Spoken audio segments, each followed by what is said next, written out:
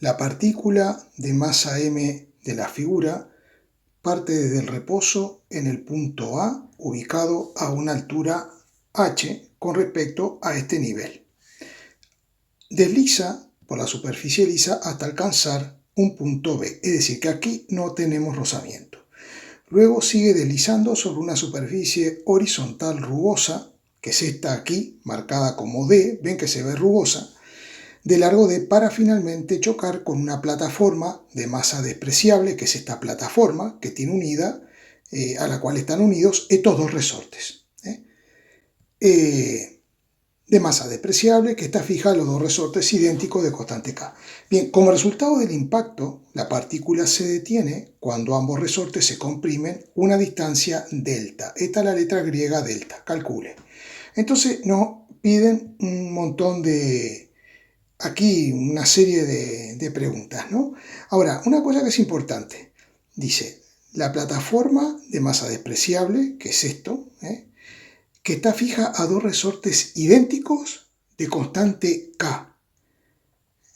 Según la letra, lo que yo voy a suponer es que cada resorte tiene una constante K. Por lo tanto, lo que vamos a hacer es sustituir estos dos resortes por uno solo que tenga una constante equivalente.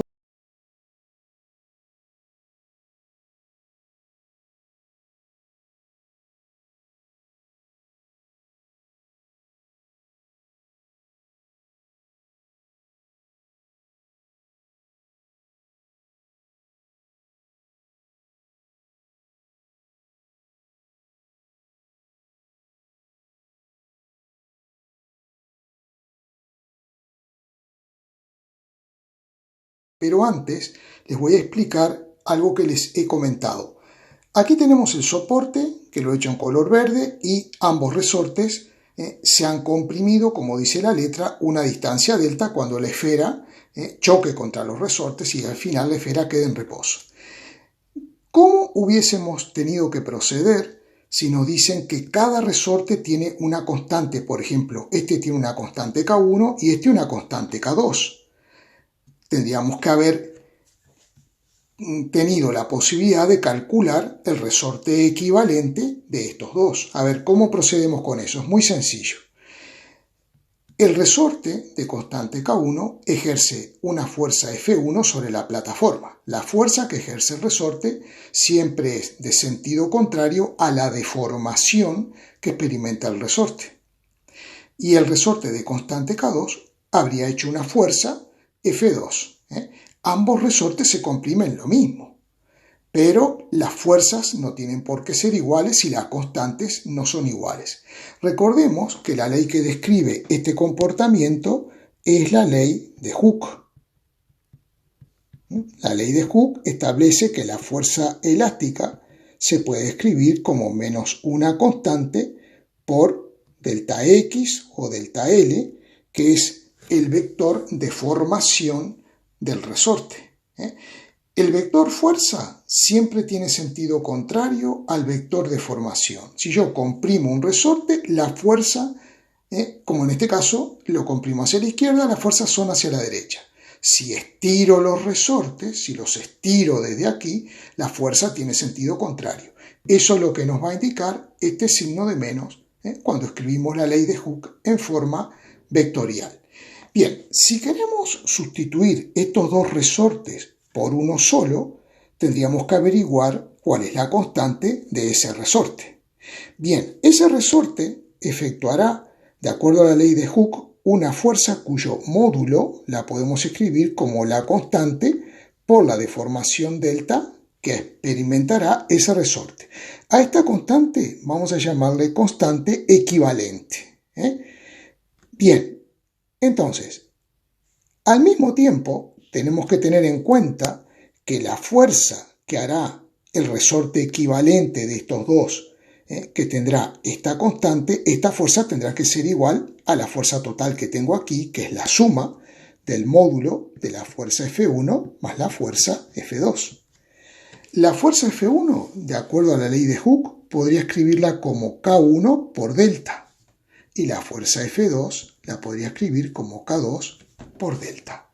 Por lo tanto, observando esta igualdad que tengo aquí, podemos cancelar delta, que aparece en todos los términos de la igualdad, y nos queda que la constante elástica equivalente tiene que ser igual a K1 más K2.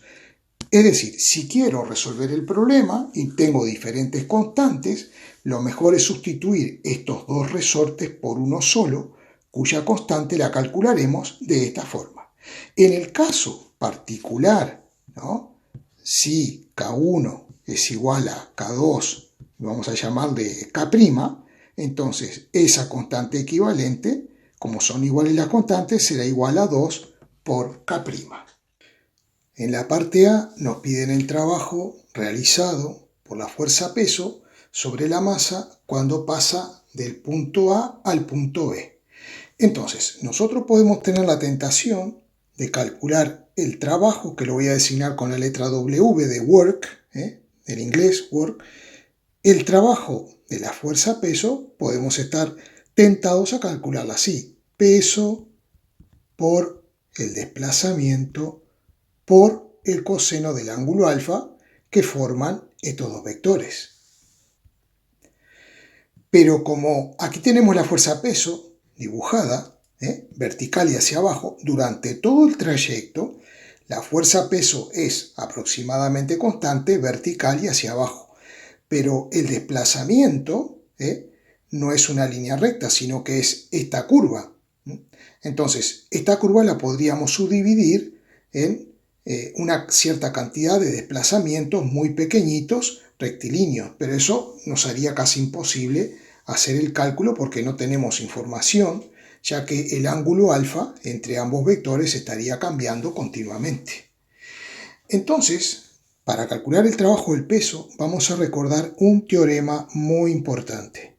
Ese teorema, que se puede demostrar fácilmente, establece que el trabajo de la fuerza peso es igual a menos la variación de la energía potencial gravitatoria. Esta letra delta significa incremento o variación o también cambio. Siempre que tengamos esta letra delta delante de alguna magnitud, sabemos que lo que nos quiere decir es lo siguiente. Ponemos el signo menos, un paréntesis, y delta energía potencial gravitatoria será energía potencial gravitatoria, en este caso en el punto B, menos energía potencial gravitatoria en el punto A. Ahora bien, si tomamos como nivel de referencia el suelo, vamos a ver que la energía potencial gravitatoria de B vale 0. ¿Por qué? Porque la energía potencial gravitatoria la calculamos como el peso, o sea, masa por G, por la altura medida desde cierto nivel de referencia. En este caso, el nivel de referencia es el suelo, por lo tanto, la energía potencial gravitatoria en B es 0 porque no hay altura. Entonces, este término será igual a 0.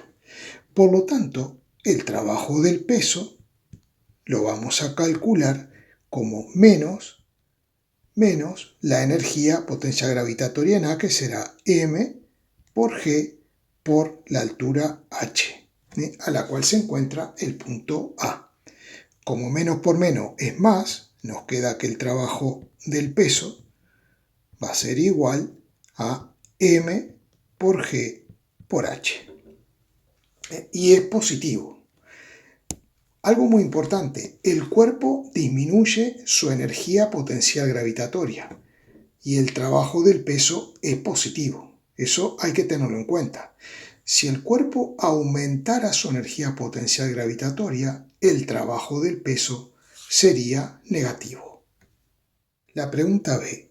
El trabajo realizado por la fuerza de roce o de rozamiento cuando la masa m pasa por la superficie rugosa por primera vez. Recuerde que el coeficiente de roce es desconocido.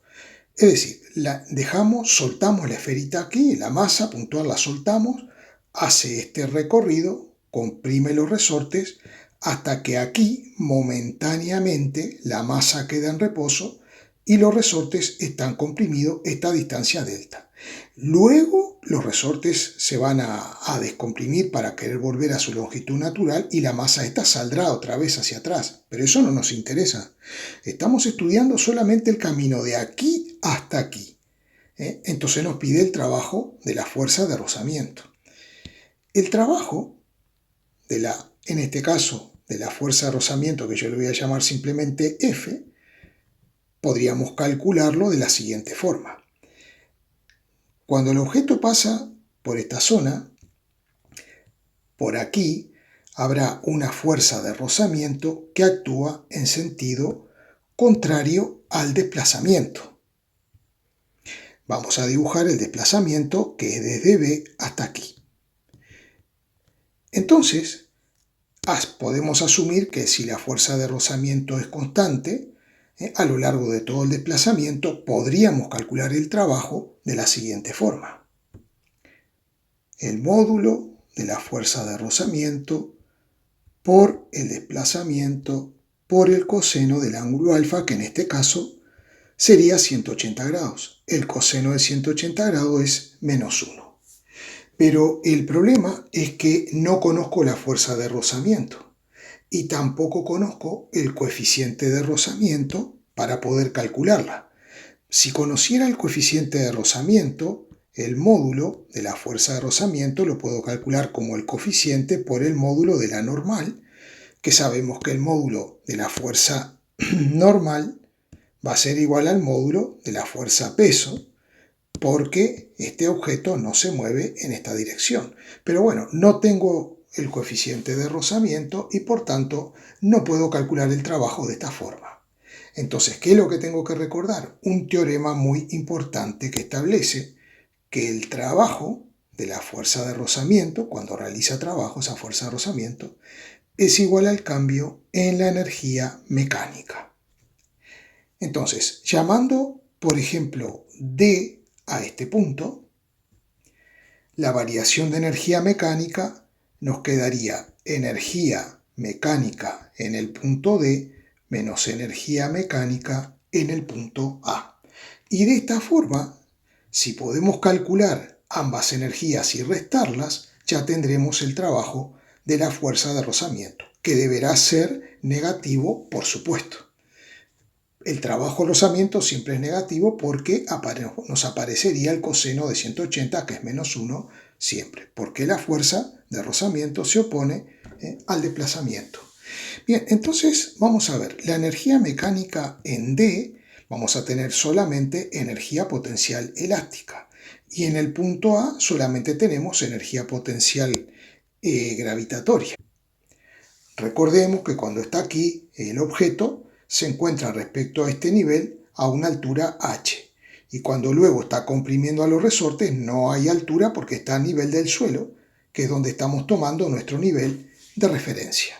Por lo tanto, podremos escribir que el trabajo de la fuerza de rozamiento será igual a la energía mecánica en D, será energía potencial elástica, la constante será 2 por K por lo que se ha comprimido el resorte, que es delta al cuadrado dividido 2, menos la energía mecánica en el punto A, que como es gravitatoria será M por G por H, que es la altura a la cual se encuentra ese punto.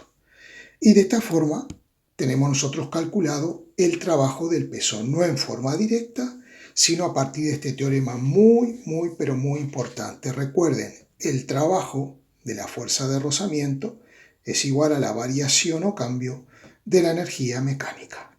En la pregunta C nos piden el coeficiente de rozamiento. Entonces, ahora que tenemos el trabajo, podemos hacer este planteo sustituyendo la fuerza de rozamiento por mu por la normal, sabiendo que la normal, como es igual al peso, podemos escribirla como m por g, porque así calculamos el peso. Entonces, sin olvidar este signo de menos que tenemos aquí, tendríamos que poner menos mu por m por g.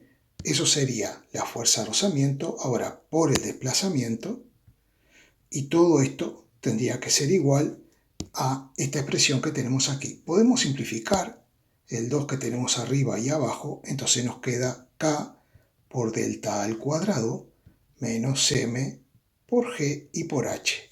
Y por tanto, despejando el coeficiente de rozamiento, nos quedará menos esto que tengo aquí arriba y esto lo paso dividiendo con el signo, ¿no? Que está ahí, el signo de menos. El coeficiente de rozamiento no tiene unidades y es siempre positivo. Recordando que esta energía siempre es mayor que esta, porque justamente si no se conserva la energía, es que la energía final es menor que la inicial, ¿no? Entonces, este numerador tendrá un signo negativo y menos por menos más. Y lo de abajo es positivo, así que el coeficiente de rozamiento nos quedará positivo. Bueno, vamos a hacer la pregunta D. La pregunta D es muy sencilla. Dice, ¿cuánto valdrá h de modo que la partícula se detenga en el punto B cuando pase sobre él por segunda vez? Es decir, ya no estamos asumiendo que es esta h, sino que tendremos que calcular otra nueva altura desde la cual tirar la esfera para que la esfera haga esto, o la masa puntual haga esto. Se deslice, pase por la zona de rozamiento, comprime los resortes, se detiene momentáneamente, vuelve para atrás, pasa por el rozamiento y se detiene aquí. Es decir, que pasa 2 veces por la zona de rozamiento. Por lo tanto, el trabajo total de la fuerza de rozamiento será 2 veces el trabajo que tenemos aquí arriba. O sea que nos quedará 2K por delta al cuadrado menos 2m por g y por h. Ahora bien, ese trabajo será igual a la variación de la energía mecánica. Es decir, la energía mecánica final será la que tenga en el punto B y la inicial será la energía mecánica que tenga en un punto que podríamos llamar C, que estará ubicado no sabemos por dónde. Vamos a marcarlo por aquí. No sabemos dónde está el punto C. No sabemos. Bien, entonces, vamos a lo siguiente. En el punto B, si la masa se detiene, su energía mecánica es cero, porque la energía mecánica es la suma de la cinética más la energía potencial. Energía cinética no hay porque está en reposo. Potencial gravitatoria no hay porque está a nivel del suelo. Y potencial elástica no hay porque estos resortes ya han recuperado su longitud natural. Por lo tanto, esta energía mecánica asumimos que será igual a cero. Y lo ponemos ahí. Por lo tanto, nos va a quedar 2 por K por delta al cuadrado menos 2 por M por G y por H. Esto será igual a menos la energía potencial gravitatoria que tenga esta esfera al momento que yo la voy a soltar, que será M por G por la altura del punto C. Es decir, que lo único que tenemos que hacer es despejar H sub C. Quedándonos que habrá que lanzar el cuerpo desde una altura, H sub C, que sería esta, igual a esta operación. Bueno, espero que se haya entendido, es un problema bastante sencillito. Gracias.